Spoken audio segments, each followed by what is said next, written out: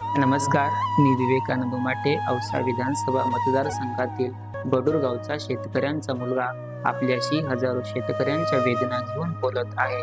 आमचे लाडके आमदार श्री अभिमन्यू पवार साहेब यावर्षी आमच्या औसा विधानसभा मतदारसंघामध्ये अनेक ठिकाणी अजूनही समाधानकारक पाऊस पडला नाही.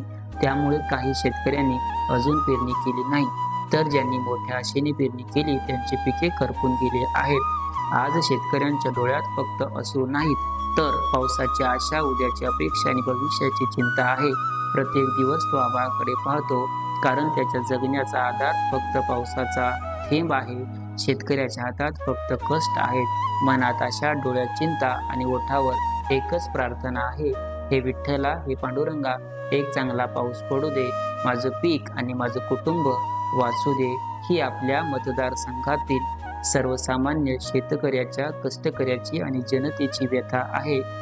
आपण आमचा आवाज शासनापर्यंत पोहोचवून शक्य तितक्या लवकर आर्थिक मदत मिळवून द्याल, असा आम्हाला पूर्ण विश्वास आहे.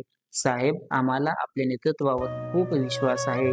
आपण आमच्या वेदनेला न्याय द्याल, आमचा आवाज शासनापर्यंत पोहोचवाल आणि मदत मिळवून देण्यासाठी शक्य ते प्रयत्न कराल, अशी मनापासून अपेक्षा आहे. आज हा आवाज माझा असला तरी भावना हजारो शेतकऱ्यांच्या आहेत. शेतकऱ्याच्या डोळ्यात अश्रू नसतील, पण त्यांच्या मनातील वेदना नक्की ऐकू येतात. जय हिंद, जय महाराष्ट्र.